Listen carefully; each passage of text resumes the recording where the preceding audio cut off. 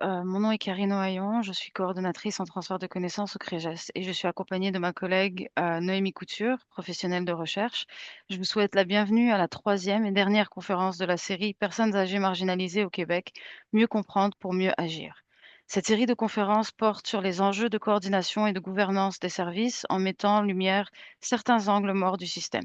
Elle vise également à présenter les résultats et les enseignements de l'action concertée FRQSC, les actions gouvernementales au Québec, impactent sur les personnes aînées marginalisées ou vivant des dynamiques d'exclusion sociale, menées par Patrick Marier, directeur scientifique du CREGES, et Megan Joy, chercheur membre du CREGES. Nous sommes très heureux d'accueillir aujourd'hui la professeure Bernadette Dallaire et Madame Diane Harvey.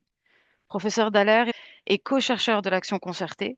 Ses travaux de recherche portent notamment sur la gérontologie sociale, la santé mentale, les dynamiques d'inclusion et d'exclusion sociale, ainsi que sur l'intervention et l'évaluation.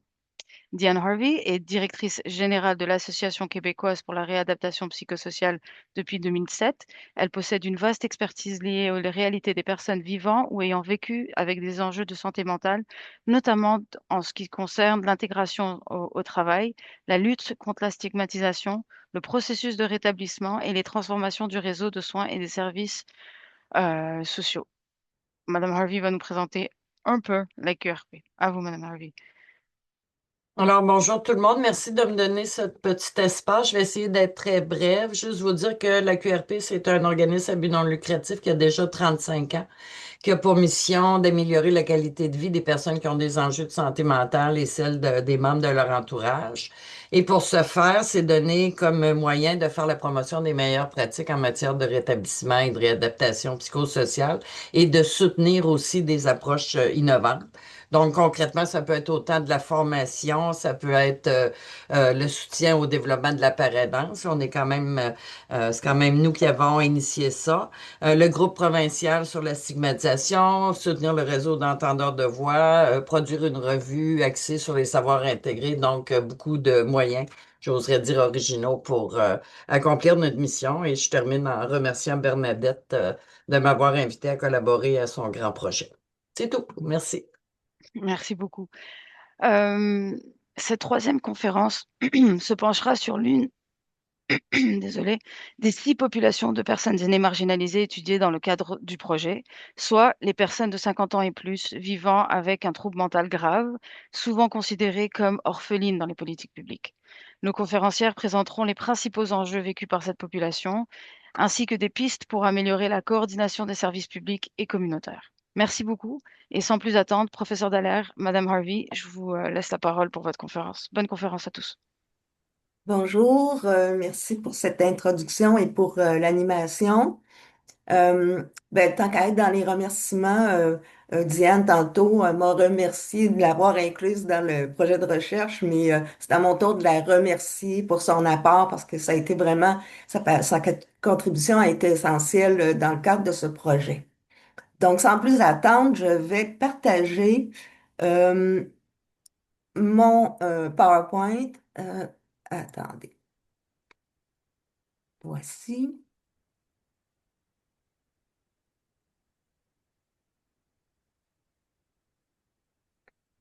Donc, je, j'essaie de le mettre en plein écran. Voilà, voilà. Euh, le titre de la conférence souligne le fait que la population à laquelle notre volet du projet de recherche s'intéressait, c'est-à-dire les personnes de 50 ans et plus qui vivent avec un trouble mental grave, leur situation se trouve à l'intersection de deux domaines ou de deux types de problématiques, à savoir le vieillissement et, d'autre part, la santé mentale.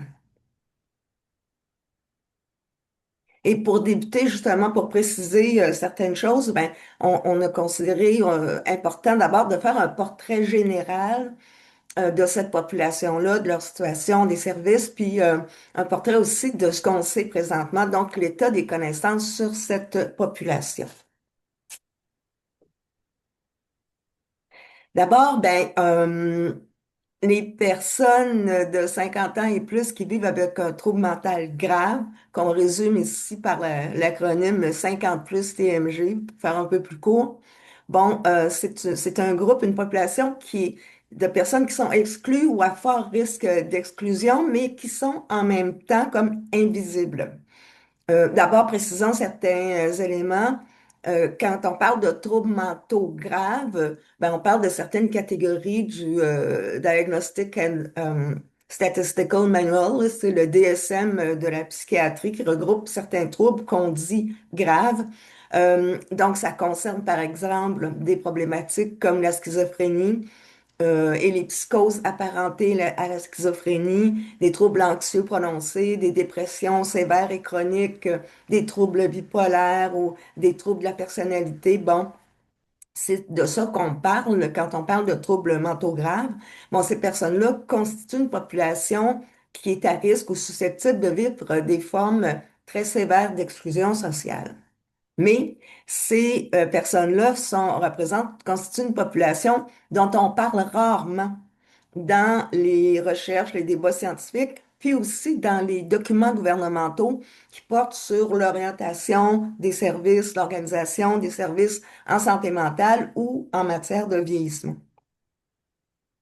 Pourtant, les rares recherches qui portent sur ces personnes-là, ben, elles nous indiquent que ces personnes vivent un vieillissement précoce. Donc, un vieillissement physique, mais aussi un vieillissement qu'on dit psychosocial qui arrive plus tôt que pour les autres personnes.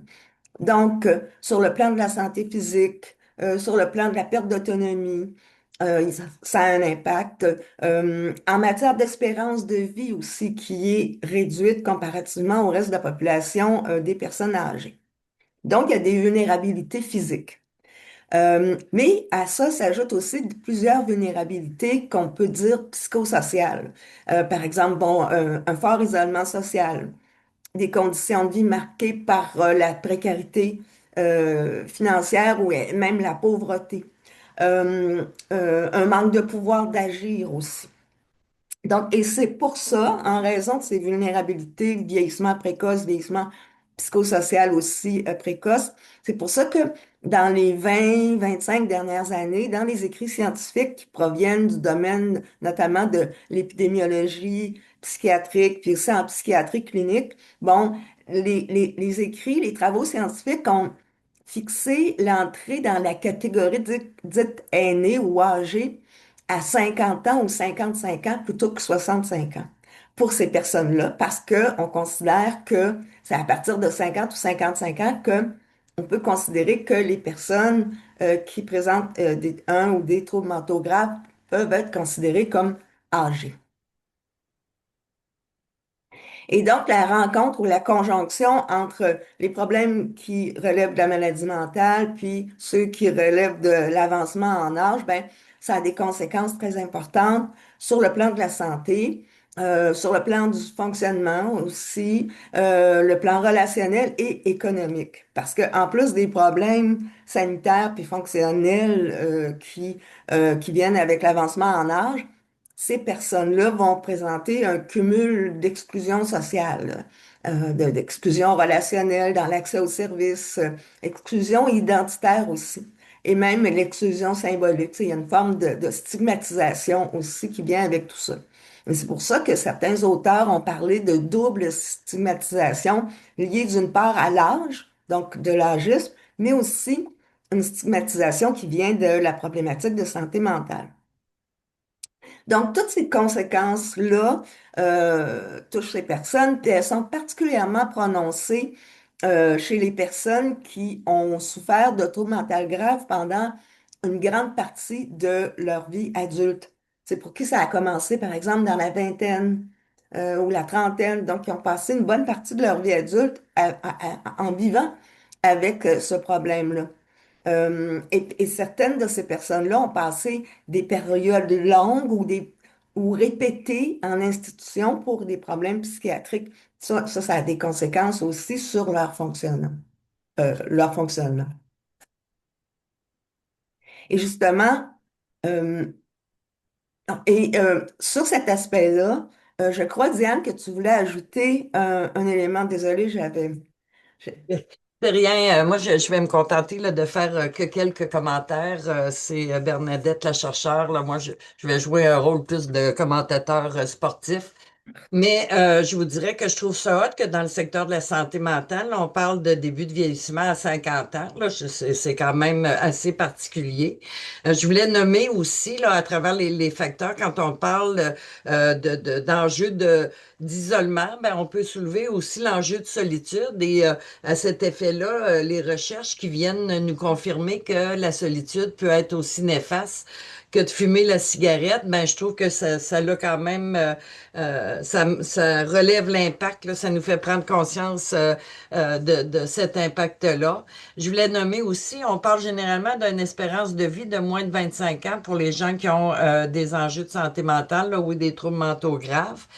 Puis nommer aussi l'enjeu de l'ombrage diagnostique, qui fait aussi que l'accès aux soins physiques est un autre enjeu qui peut venir euh, soutenir des difficultés liées au vieillissement, liées à la santé physique, que ce soit par stigmatisation, par un problème de perception.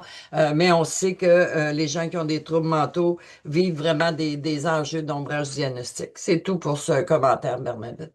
L'ombrage diagnostique étant le fait que certains symptômes de problèmes de santé physique sont mal interprétés par les praticiens parce qu'ils considèrent que c'est que les témoignages des personnes sur leurs problèmes sont moins valides. C'est ça l'ombrage, hein, dont tu parlais.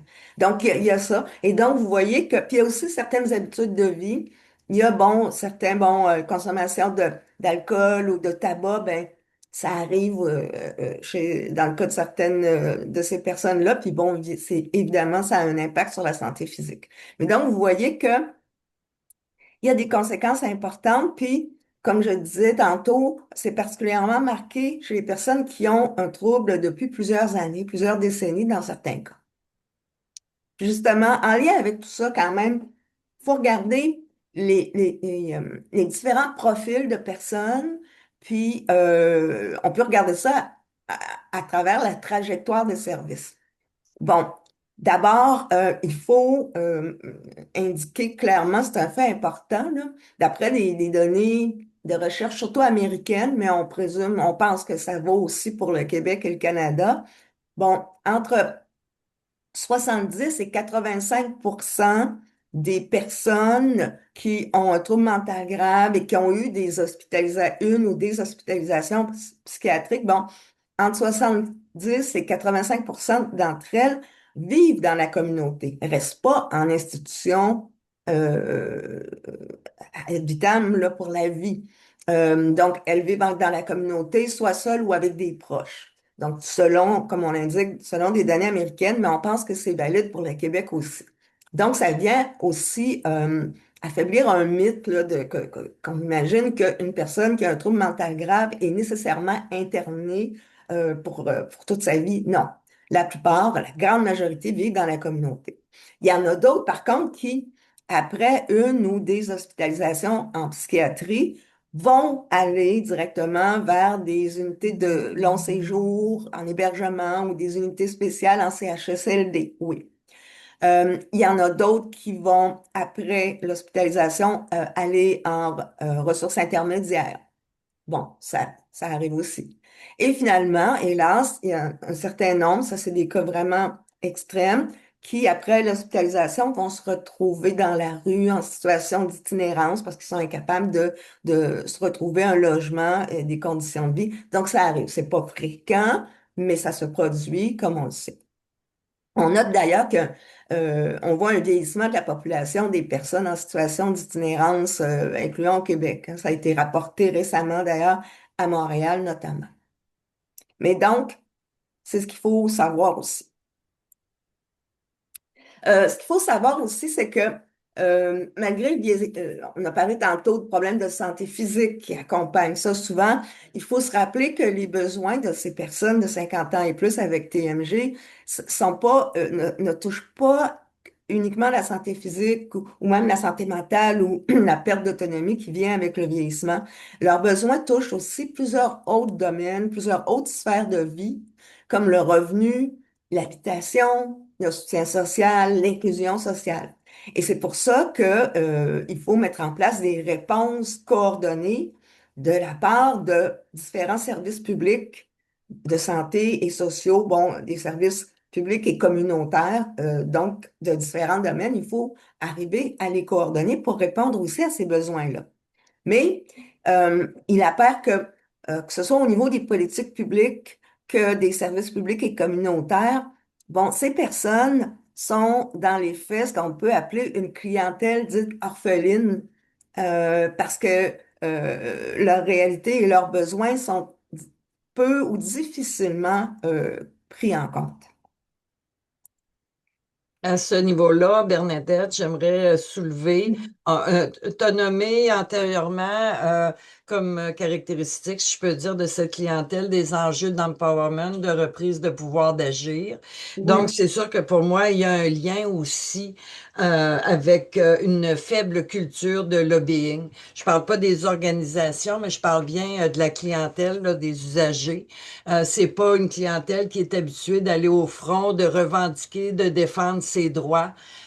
Puis ça s'explique aussi par cet enjeu de reprise de pouvoir d'agir. Fait que ça vient oui. aussi colorer le portrait, ça vient un peu étouffer l'importance à accorder à cette clientèle dite orpheline. C'est vrai, c'est un très bon point que Diane vient de soulever.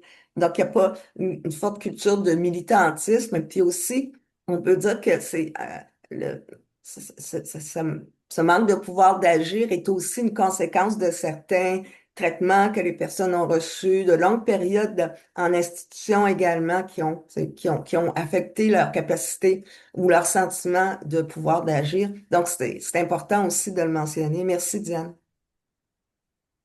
Donc, ça, c'est un point aussi à soulever. Mais bon, avant de parler des services, euh, c'est important aussi de parler des politiques publiques, parce que c'est ça qui donne naissance, qui détermine en grande partie l'organisation des services puis leurs prestations.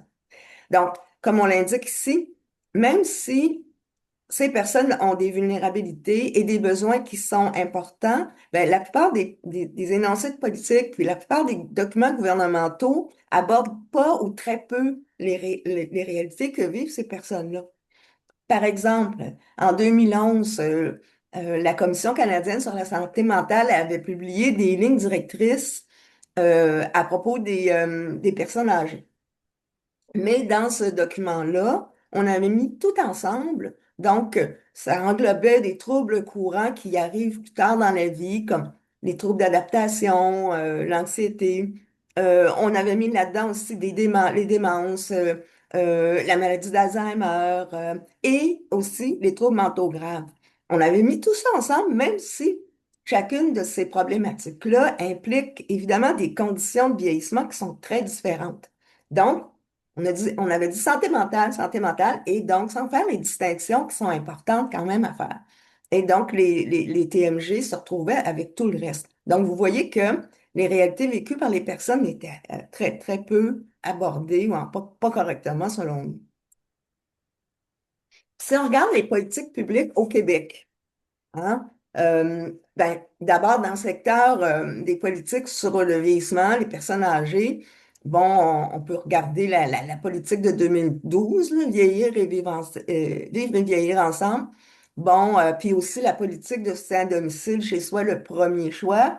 Bon, puis les plans d'action qui ont suivi. Tout ça, tous ces documents-là ont abordé euh, les dimensions touchant la santé mentale, principalement à travers les considérations qui concernent les troubles courants qui affectent les personnes âgées, comme les troubles d'adaptation suite à un deuil, les problèmes d'anxiété, donc les troubles courants vécus par la population aînée en général. Donc, très peu ou à peu près pas de considération à propos des troubles mentaux graves. Si on se tourne maintenant vers le secteur de la santé mentale, ben, il y a eu, bon, il y a eu au fil des années, plusieurs mises à jour du plan d'action interministériel en santé mentale. Bon, les différentes versions, incluant la plus récente, là, 22-26, ont mis l'accent sur les jeunes adultes puis les personnes d'âge moyen et, par exemple, vont ont mis l'accent sur des interventions précoces, les mesures d'insertion ou de réinsertion dans les études ou dans l'emploi, comme des moyens de réadaptation psychosociale et de rétablissement. Mais donc, on s'est intéressé aux gens plus jeunes, finalement. Jeunes adultes, personnes d'âge moyen et très peu aux personnes plus âgées. Donc, vous voyez qu'il y a un trou aussi de ce côté-là. Peut-être aussi, Bernadette, en lien avec l'enjeu du rétablissement, j'aimerais souligner, bon, parce que le QRP a fait quand même plusieurs années de formation sur le processus de rétablissement. Parmi les commentaires ou les résistances qu'on a souvent entendues proviennent beaucoup des intervenants de la troisième ligne, aussi ceux en géronto, donc bon, le personnel là, qui concerne là, les personnes aînées. Euh, une certaine résistance ou une difficulté à reconnaître que malgré l'âge, le rétablissement est possible. Je Mm. me dis oui, ça peut s'expliquer par une forme d'âgisme, ça peut s'expliquer aussi par peut-être pas une bonne compréhension, si je peux dire, du processus de rétablissement, mais surtout de sa finalité, comme si les personnes âgées n'avaient plus de rêves, de projets. Ou qui ne retourneraient pas en emploi, alors que le rétablissement, ça ne s'associe pas à une finalité d'emploi spécifiquement. Oui, t'as très bon point. Merci, Diane. Euh, c'est ça. Donc, par le travail ou les études uniquement que ce serait, que le rétablissement pourrait se produire. Il y a des travaux, un jeune collègue qui est en train de finaliser une recherche où il explore justement comment ça se vit, le rétablissement quand on est plus tard dans la vie. Hein? Donc, ça, c'est possible aussi. Mais les intervenants de terrain, certains d'entre eux ont de la misère à l'envisager. Donc, ça nécessite la nécessité de revoir comment on aborde les interventions visant le rétablissement. Donc, c'est un point important. Puis justement, ça nous mène à la question des services. On a parlé des politiques publiques. Ben, tout ça donne a des conséquences au niveau des services, des ressources aussi, tant dans le réseau public que dans les organismes communautaires. On a vu que sur le plan des politiques, les 50 ans et plus avec TMG, puis même les 65 ans et plus avec TMG, bon, sont très peu visibles dans les politiques publiques. Ben ça se reflète dans l'organisation des services qui sont offerts aussi. Euh, Au Québec, dans le réseau public, il y a très peu de services hospitaliers ou de suivi en clinique ou de soutien à domicile spécifiquement destinés aux personnes âgées vivant avec un trouble mental grave. Puis ce qu'on voit dans le réseau public, puis ça a été documenté, c'est qu'il y a une organisation en silo, hein? Il y a un cloisonnement. D'une part, bon, il y a des services de santé mentale qui sont très peu adaptés aux problématiques liées au vieillissement, par exemple la perte d'autonomie physique. Et d'autre part, il y a des services de soutien à domicile qui sont pas ou peu adaptés aux problématiques de troubles mentaux graves. Donc, il y a des silos du côté santé mentale et du côté soutien à domicile. Et du côté, là, je parlais, bon, des services du réseau public, mais du côté aussi des organismes communautaires, on voit que aussi il y a peu de ressources qui leur sont destinées, puis que dans le communautaire, il y a aussi des silos, finalement. D'une part, des ressources destinées aux personnes âgées en général, et d'autre part, des ressources en santé mentale, pensées pour la population adulte, tu sais, ou jeune. Donc, on voit que ça se reflète et qu'il y a des silos, un cloisonnement au niveau des services, autant dans le réseau public que dans le communautaire.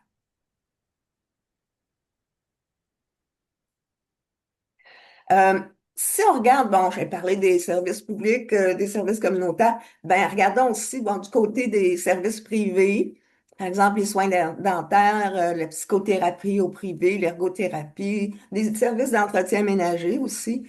Bon, ils sont peu accessibles pour les personnes pour un grand nombre de personnes de 50 ans et plus avec TMG, parce que plusieurs d'entre elles, euh, euh, ont une grande précarité financière, des fois de la pauvreté aussi qui est vécue.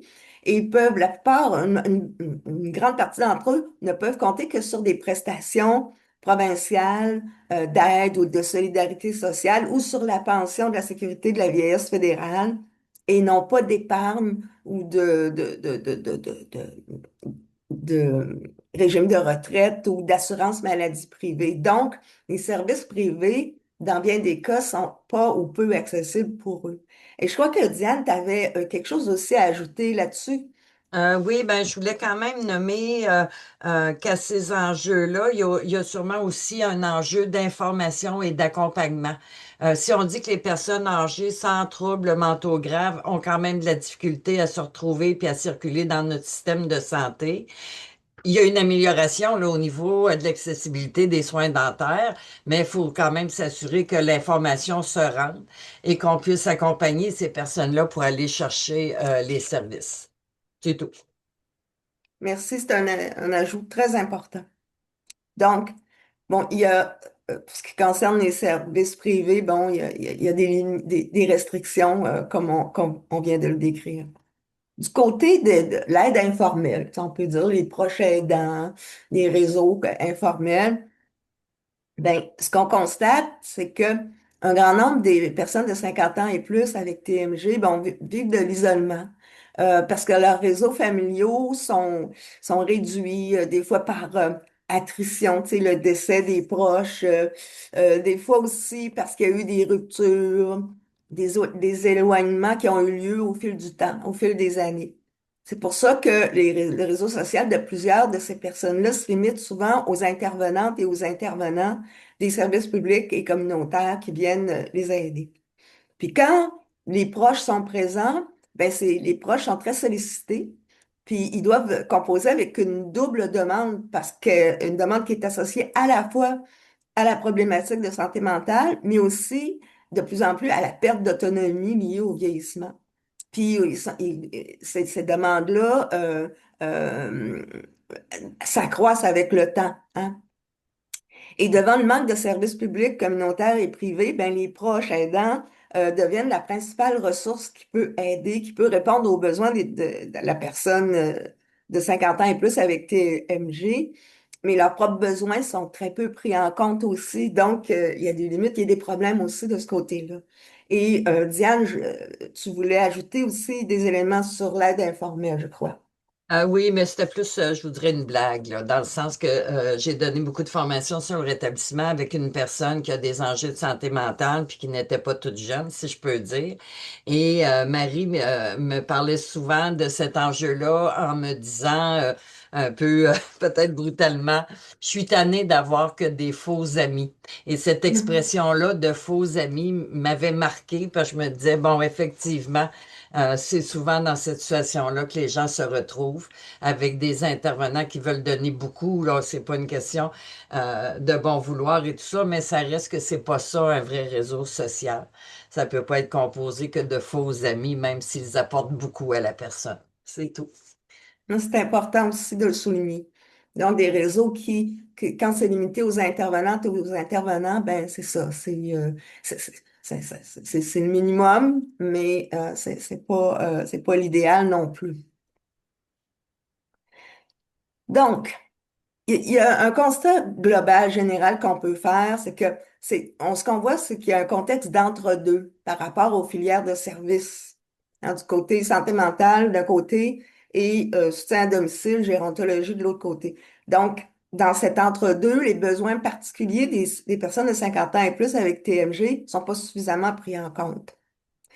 Mais dès 2011, donc il y a 15 ans, dans ce qui était à l'époque l'Agence de santé et services sociaux de Montréal, bon, on recommandait pour chacun des réseaux locaux ou régionaux une offre de services intégrée qui serait dédiée à cette population-là, où on combinerait des programmes perte d'autonomie liés au vieillissement et des programmes santé mentale en offrant des groupes d'entraide, des groupes de soutien pour les usagers. Puis aussi, puis ça c'est important, ça fait un lien avec des choses que Diane a dit tout à l'heure, on recommandait aussi d'offrir du perfectionnement puis du développement des expertises chez les intervenants et chez les gestionnaires aussi. Donc, il y a 15 ans, on identifiait des façons de remédier, des façons d'offrir des services intégrés, donc d'éviter les silos puis l'entre-deux, la craque, excusez, là, où tombent trop souvent les personnes de 50 ans et plus avec TMG. Donc, ces différents constats-là interpellent quant au rôle et à la coordination des ressources publiques et communautaires qui sont offertes ou qui sont à créer pour les personnes de 50 ans et plus avec TMG et qui seraient susceptibles de les aider à vieillir dans la communauté dans des conditions acceptables. C'est ce qui nous mène, bon, à notre projet de recherche qui, comme notre hôte l'a indiqué tout à l'heure, est un des volets du grand projet de recherche dirigé par Patrick Marié. Donc, les actions gouvernementales au Québec impactent sur les personnes âgées marginalisées ou vivant des dynamiques d'exclusion sociale. Euh, donc, comme les autres volets de la recherche, notre volet était fondé sur des méthodologies qualitatives. Nous avons fait des entrevues de groupe et une entrevue individuelle, comme on va le voir. Puis, on a fait ensuite une analyse thématique des contenus. Nos collectes à nous ont lieu dans la ville de Québec. Puis elles ont eu lieu de décembre 2021 à octobre 2023.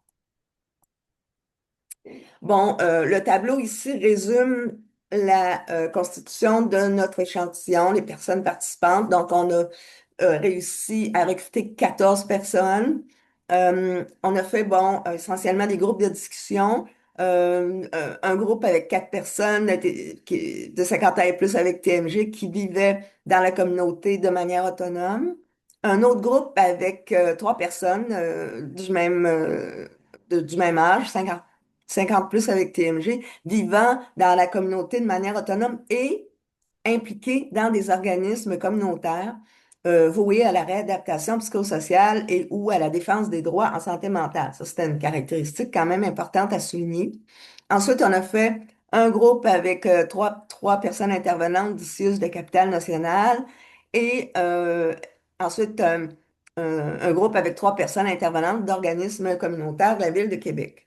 Par ailleurs, on a fait une entrevue individuelle avec une responsable bénévole d'un organisme à but non lucratif de logement à loyer modique destiné aux personnes de 50 ans et plus, où une part importante des résidents de cette résidence-là, bon, étaient des personnes de 50 ans et plus avec un trouble mental, vivant avec un trouble mental grave. Donc, on va vous présenter ici d'une façon très résumée nos résultats. D'abord, euh, tous les participants ont souligné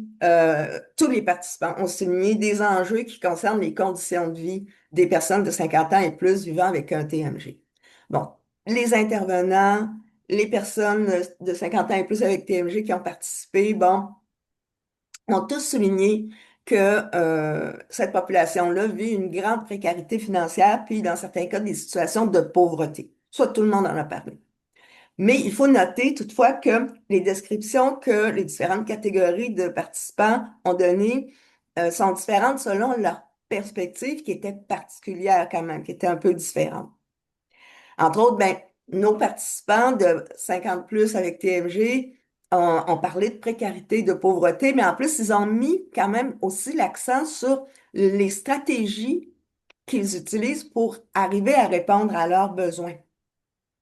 Par exemple, bon, le recours aux services publics de santé physique et mentale, le transport en commun, au niveau de l'habitation, ben, le fait de pouvoir vivre dans HLM, ou le recours à des ressources communautaires pour l'aide alimentaire, les ressources communautaires en santé mentale, en intégration sociale aussi. Bon. Mais il faut tenir compte du fait que de certaines caractéristiques de nos participants qui ont pu influencer leur perspective, à savoir que on a rencontré des personnes qui vivaient dans la communauté de manière autonome et que certaines d'entre elles étaient impliquées dans des organismes communautaires voués à la réadaptation psychosociale et ou à la défense des droits en santé mentale. Donc, c'est venu coloré. C'est pour ça qu'ils bon, ils ont parlé de précarité, de pauvreté, mais ils ont parlé aussi de stratégie pour se débrouiller, hein, le système D, la débrouillardise pour aller répondre à leurs besoins. Parce que c'était des personnes qui arrivaient à vivre quand même de manière autonome dans la communauté. Par ailleurs,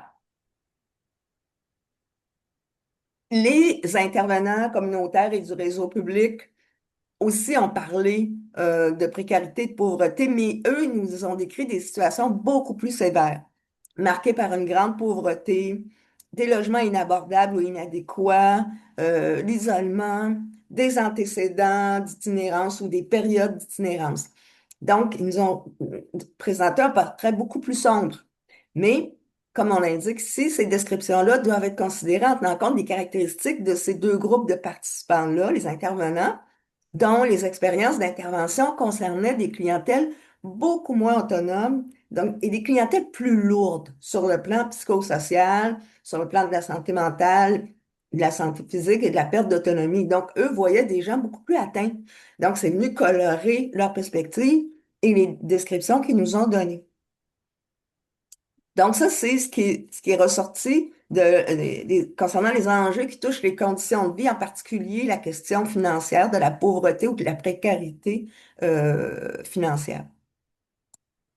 L'autre élément important qui est ressorti, ben, c'est la question des silos, hein, donc, du côté santé mentale puis du côté service aux aînés, donc deux secteurs qui fonctionnent en silos. Ça, tout les trois catégories de participants nous en ont parlé. Ils ont décrié donc un cloisonnement entre le secteur santé mentale puis le secteur de services aux aînés, qui inclut la santé physique et le soutien à l'autonomie, là. Et ils ont dit que ce cloisonnement-là affecterait les aspects tant organisationnels qu'informationnels, de planification entre les services, puis les programmes et les ressources de chacun de ces domaines-là. Et à cause de ce fonctionnement en silo, cloisonné, il se produirait des trous de service dans l'offre du réseau public pour les personnes de 50 ans et plus vivant avec un trouble mental grave. Et cette situation fait que, notamment, que les intervenants des ressources publiques doivent se tourner souvent vers les organismes communautaires pour répondre à certains besoins de leurs clients de 50 ans et plus avec TMG. Par exemple, pour organiser un déménagement. On nous a parlé de ça, entre autres. Mais ce qu'on nous a dit, c'est que du côté communautaire aussi, les organismes communautaires, ben, il y aurait aussi les mêmes silos. Parce que du côté des organismes communautaires, eux aussi sont étiquetés puis financés selon leur domaine. OK, donc d'un côté vieillissement ou santé mentale ou la population générale. Donc, il y a des silos dans le réseau communautaire aussi. Ce qui est ressorti également, c'est que, et ça, vous ne serez pas étonnés de nous entendre parler de ça, on a parlé d'un manque de ressources financières et de ressources humaines, tant du côté des organisations communautaires que du côté des organisations publiques. Tout le monde s'entendait sur le rôle essentiel joué par les organismes communautaires des secteurs de la santé mentale et celui des personnes âgées. Mais on a ajouté, les gens ajoutaient que ces organismes-là qui apportent des soutiens complémentaires aux services publics et dont, ça c'est important de le dire, on nous a dit que les services publics ne peuvent pas se passer de la part des organismes communautaires. Ben, ces organismes-là souffrent d'un financement insuffisant puis d'un manque de stabilité dans leur financement. Là, je crois que Diane, tu avais des éléments à ajouter à ce Mais c'est niveau-là. sûr que c'est difficile de ne pas réagir à ce petit paragraphe-là dans le contexte actuel où Hmm. j'oserais dire que les milieux communautaires sont vraiment à bout de souffle. Oui, c'est pire que jamais. Vous avez vu le mouvement là, du communautaire à bout et tout ça. Et dans un contexte, malgré de tout ce qu'on vient de dire, où on n'a pas beaucoup un sentiment que le développement de nouvelles initiatives, de nouvelles modalités intersectorielles est vraiment possible. On est dans une espèce de contexte d'austérité, d'incertitude, d'insécurité. Fait que on n'est pas dans le meilleur contexte ni pour le réseau public ni pour le réseau communautaire. Oui, donc déjà, on en parlait au moment de notre collecte, de nos collègues, donc de 2021 à 2023, mais c'est encore plus vrai en 2026, hélas, oui. Donc, les impacts du manque de financement puis de l'instabilité du financement, ben, ça concerne le personnel aussi. Les personnes, les intervenants qui travaillent. Donc, dans le communautaire, ce qu'on nous a dit, c'est que le personnel professionnel a tendance à migrer vers le réseau public parce qu'il pour avoir des conditions de travail, des conditions salariales plus avantageuses et plus stables aussi. Donc, il y a une migration des intervenants du communautaire vers le réseau public. C'est pas idéal non plus. Mais du côté du réseau public, ben, il y a un manque de ressources financières. Puis, il y a un manque de personnel aussi. Ça se faisait déjà sentir quand on a fait nos colloques, c'est encore vrai maintenant. Donc, dans les secteurs santé mentale, puis les secteurs de services aux personnes âgées du réseau public, il y a un manque de ressources financières, puis un manque de personnel. Et ça vient affecter la disponibilité des professionnels et ça affecte aussi leurs conditions de travail dans le réseau public. Donc, il y a un manque de ressources humaines qui ferait que les intervenants sont surchargés. Puis aussi, bon, toutes ces conditions difficiles, ça entraînerait à leur tour un important roulement dans le personnel, dans le réseau public également.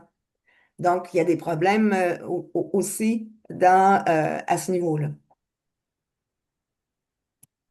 Ce qui est ressorti dans les entrevues qu'on a faites, bon, il y a aussi, bon, on a parlé des problèmes, mais on a essayé de voir avec nos participants, ben, quelle piste de solution on pourrait envisager pour résoudre les problèmes qui sont décriés, là, dénoncés. Bon, il y a des solutions qui ont fait consensus ou des solutions qui révèlent des convergences dans les perspectives de nos participants. Puis on en fait ressortir quelques-unes ici, les principales. D'abord, bien évidemment, là, vous ne serez pas étonnés, l'importance de lutter contre la pauvreté puis la précarité financière qui affecte les personnes de 50 ans et plus qui vivent avec un trouble mental grave. Ça, c'est évident qu'il faut lutter contre ça. Deuxièmement, ben, on a suggéré d'augmenter, et ça c'est important, d'augmenter le financement offert aux organismes communautaires des domaines de la santé mentale et du vieillissement, et aussi assurer la stabilité de ce financement-là. Troisièmement, ben, là, il y a une piste de solution, puis Diane va élaborer tantôt sur ça, mais qui ouvre sur les suivantes, là. Vous allez voir pourquoi Diane va nous l'expliquer. Euh, c'est, euh, c'est dans une logique intersectorielle, là, finalement. On nous a dit qu'il faudrait qu'au niveau local ou régional, il faudrait créer des tables de concertation qui réuniraient des organisations publiques et communautaires autant des secteurs de la santé mentale que de la gérontologie ou de la gériatrie, pour créer des canaux de communication puis de coordination qui viendraient remédier aux fameux silos, cloisonnements entre les deux domaines dont on a parlé abondamment aujourd'hui. Et là, puis donc, c'est une approche vraiment intersectorielle, là, tu sais, qui serait permise par des tables de concertation telles que décrites ici. Diane, tu voulais ajouter des éléments, je crois. C'est sûr que pour moi, là, créer des tables de concertation, là, c'est un point de départ, mais il faut aller plus loin. Il faut pas que ce soit juste des espaces d'échange, si je peux dire. Dans le paragraphe, là, c'est dit afin de créer des canaux de communication et de coordination qui viendraient remédier aux silos. Pour moi, s'il y a silo, il y a enjeu intersectoriel. Il y a enjeu puis intersectoriel, puis l'approche intersectorielle, quant à moi, doit s'imposer quand on a assez d'humilité pour admettre qu'il n'y a aucun des secteurs qui donne une réponse appropriée à lui seul. Mm. Donc, il y a nécessité de travailler ensemble, de mettre des choses en commun. Euh, Comment y arriver? Ben oui, la table de concertation, les canaux de communication, mais il faut comprendre à quelque part qu'il va falloir se donner une espèce de cadre de référence commun si on veut y arriver, qu'il va falloir se donner un vocabulaire commun, apprendre à parler du même vocabulaire. Il va falloir prendre conscience que dans l'ensemble des acteurs, il y a toujours des enjeux de pouvoir, des enjeux corporatifs, puis il va falloir se donner des marges de manœuvre. Les actions suivantes qui ont été ressorties dans l'étude, là, si je peux dire les 4, 5, 6, numéro 4, 5, 6, je les trouve très excellentes, mais il va falloir les mettre en commun. Si on les met pas en commun, on n'est pas dans l'intersectorialité. Puis pour moi, Hmm. l'intersectorialité, je suis peut-être naïve, mais pour moi, c'est la voie de l'avenir. Puis je me dis, on a nommé ces choses-là, Bernadette l'a dit il y a 15 ans, ben je me dis que dans 15 ans, il faudrait que ça soit réglé. C'est tout. Excellent. Et bon, ce que Diane vient de nous souligner, ben, justement, comme elle disait, les trois pistes de solutions qui suivent après celle-là, ben, découlent de cet impératif d'intersectorialité, mais il va falloir, comme Diane l'a dit, le maintenir dans aussi ces autres solutions-là. Garder ça à l'esprit. Notamment dans le réseau public de la santé et des services sociaux. Bon, principalement les CIS et les CIUS, là, il faudrait créer des services, des programmes et des ressources spécifiquement dédiés à la clientèle des personnes de 50 ans et plus vivant avec un trouble mental grave. Mais toujours en gardant à l'esprit cette idée d'intersectorialité dans le réseau public. Bon, un exemple que nos participants nous ont donné, ce serait bon de créer des ressources intermédiaires qui offriraient un cadre de vie puis des soutiens adaptés aux besoins de cette clientèle particulière par exemple, des suivis cliniques psychiatriques ou psychosociaux combinés à des services de maintien de l'autonomie puis de soutien en cas de perte d'autonomie. Euh, Par ailleurs, une piste qui a été soulevée par nos participants, ce serait encore dans les CIS et les CIUS, de mettre en place des mécanismes qui favoriseraient une meilleure coordination entre les équipes cliniques. Là, on nous a parlé des équipes cliniques, des services de santé mentale, dépendance et itinérance, et aussi ceux du secteur de soutien à l'autonomie des personnes âgées, là, le fameux SAPA. Bon, on nous a donné comme exemple de mesure, bon, de créer des postes d'intervenants pivots. Par exemple, avoir un intervenant pivot spécialisé en soutien à domicile dans les équipes de santé mentale. Ou bien un intervenant pivot spécialisé en santé mentale dans les équipes de SAPA. Hein? Donc, c'était une mesure suggérée. Mais encore, comme Diane l'a dit, toujours quand même en maintenant cette logique d'intersectorialité euh, euh, en gardant ça à l'esprit aussi.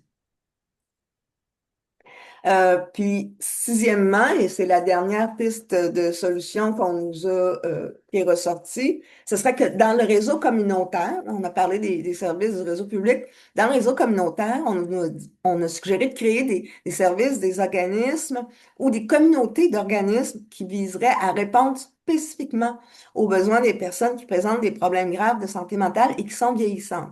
Par exemple, on pourrait être, ces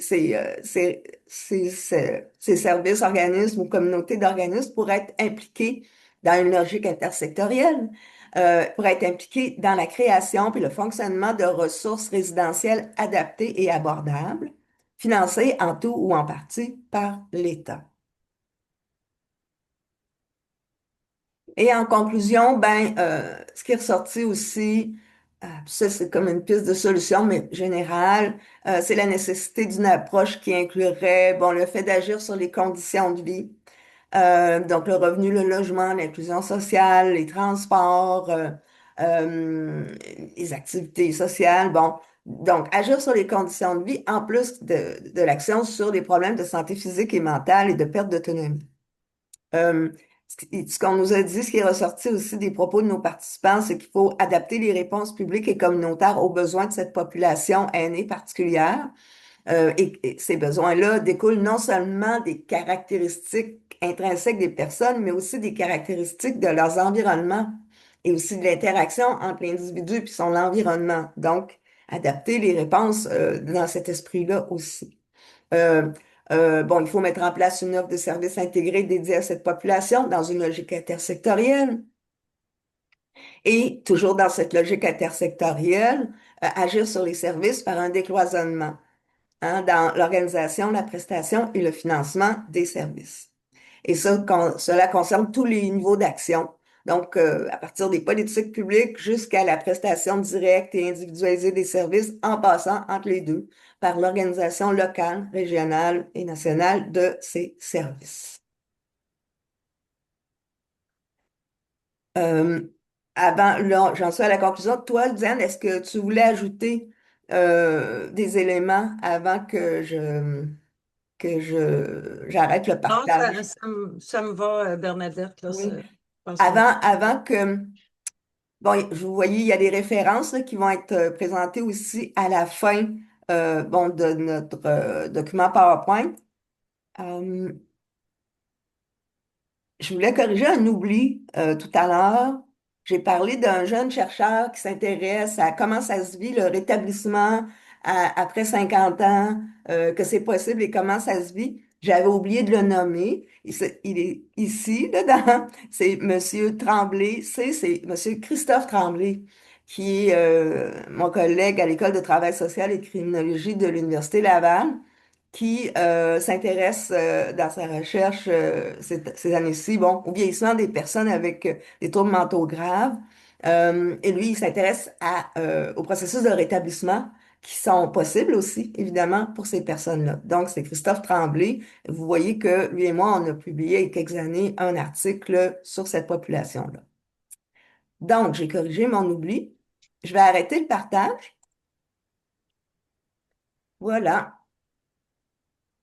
Merci Euh, beaucoup à vous deux. Merci beaucoup pour cette présentation.